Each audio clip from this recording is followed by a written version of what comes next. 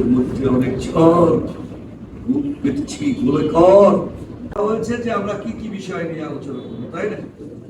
এর আগে আমি একবার আমার পরিকল্পনা নিয়ে এসেছিলাম, তারপর নির্বাচন ধ্বংস দিয়েছি। আমরা শুরু করেছিলাম, আমরা চেয়েছিলাম শনিবার আমরা ক্লাস করাবো।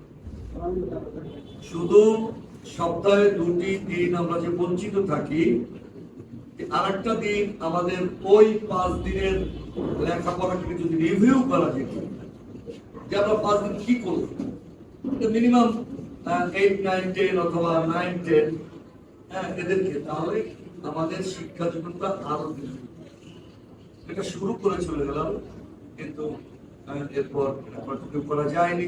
তোমাদেরও সহযোগিতা কম ছিল, আমি সব খবর রেখেছি। এই একটা ভালো উদ্যোগ। তাহলে আমাদের জীবনের মডেল কি? আমাদের জীবনটা কেমন হবে, এই মডেল কে? কেউ কি বলতে পারো? সবাই জানো হুজুর পাক সাল্লাল্লাহু আলাইহি সাল্লাম, তাই না?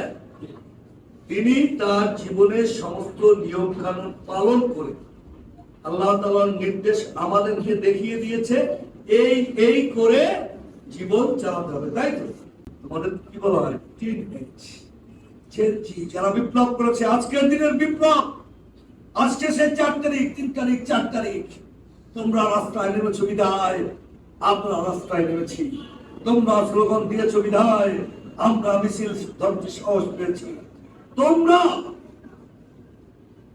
স্লোগান দিয়েছো, বুকের মধ্যে অনেক ঝড়, বুক পেতেছি গোলে কর। আবু সাইদ যখন শহীদ হয়েছে, সমস্ত মানুষের চাহিদা তখন আর বৈষম্য বিরোধী আন্দোলন হয়নি, তার ফান্ডামেন্টাল রিট, সেই চাহিদা মানুষ সম্পৃক্ত হয়েছে, যা 1971 স্বাধীনতা যুদ্ধ হচ্ছে। সেটাও এই মানুষের ভোটের অধিকার, ভাতের অধিকার। প্রিয় সন্তানগণ, এই 5 কোটি মানুষ যদি অকর্মক্ষম হয়, 1 কোটি হয়ে যায় জাতিটি।